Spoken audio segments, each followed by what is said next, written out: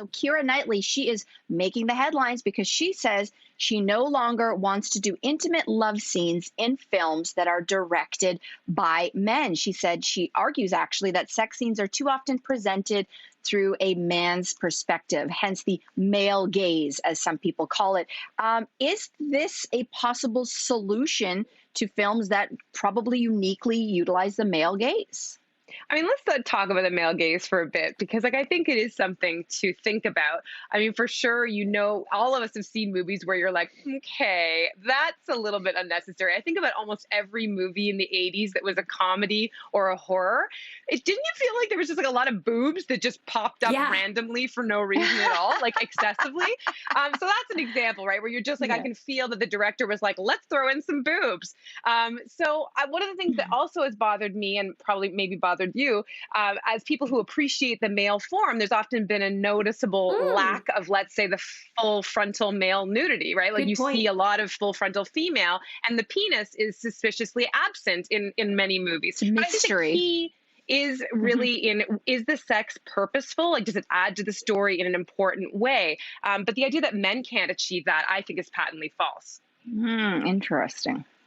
And I don't think it's necessarily current. Like, Cynthia, you're going back to the 80s, right? Like the art that they're making now, especially with intimacy coordinators as proper professionals now on many productions. That's the whole reason why there are really, great and sensitively filmed sex scenes that are directed by men. One of the most acclaimed series of 2020 with a lot of sex was a series called Normal People. It's been nominated for a lot of things. Lenny Abramson, as a man, directed over half of the episodes, had an intimacy coordinator, and those sex scenes have been widely praised for how sensitive they were, but also how erotic they were. I mean, I spent a lot of time on that series. Yeah, that's a great example, Lainey. I spent a lot of time on that series too, and now follow the actor on Instagram, and he's so good looking. Oh my God. But I think men can also direct some really good sex scenes. Like I kept thinking of Tony Scott's Top Gun and the scene between Kelly McGillis and Tom Cruise. Hot. And literally took my breath away. But then I also have to ask myself, was that a realistic sex scene? Which raises the question of, is that actually what we want? Do we want realism? Because I think it would look a little different. And there's part of me thinks that a true artist, and I consider Jane Campion and an Ang Lee true artist, they're only including a sex scene for a reason they can answer, which is why the scene is included and who it's for. And I think a lot of big Hollywood movies can't do that. Their sex scenes don't inform the story. They're just there. And the women are underwritten as characters, and these films are typically directed by men.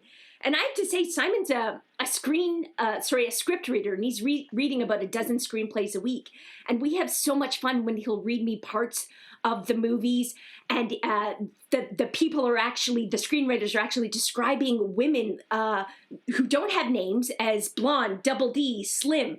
And both of us were just like, this can't be happening in 2021. People aren't still doing that. But yes, they are, and they're typically written by men.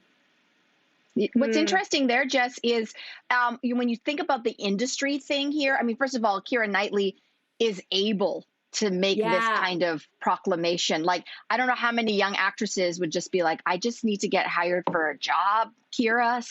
But Keira is in that position. She's using her platform. There's only 10% of directors in Hollywood right now that are women. Those are the ones getting a shot at directing. And so she's kind of pricing herself out of the game, isn't she? How many films is she going to be able to actually do then? Is this now a commentary on equality behind the camera, not just about the male gaze? Because she's not going to be able to, then I guess that she's not going to be doing sex scenes for a really long time because there's not enough women yet who are behind the camera even guiding this. So she is sitting in a privileged position to be able to do that. That's interesting. But maybe it will help other younger actresses behind her who can't say that. I don't know.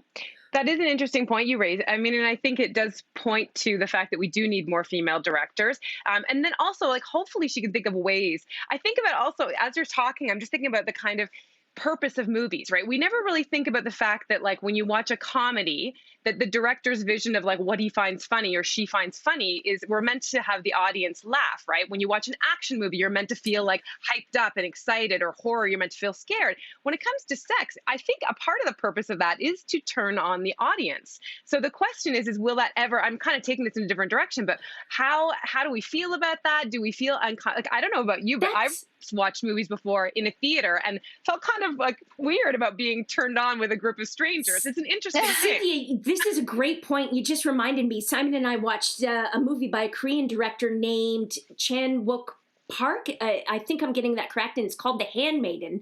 And there's a really erotic, many erotic scenes between two women.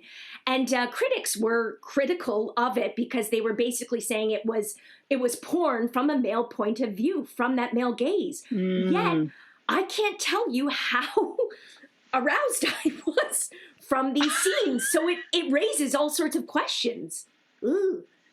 And the actors themselves didn't feel that way either. The Handmaiden is a great film. I agree with you, Jess. I love that film. So what do you think of the criticism that the director received then?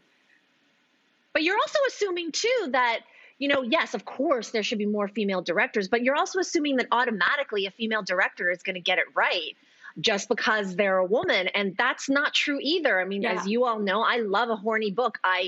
Like half my library are horny books, and most of them are written by women. And a lot of them are terribly written by women, terribly written. And you're thinking, you're supposed to know what is going to turn a woman on. And a lot of it is, the masculine poundy kind of sex that a lot of women say isn't for them.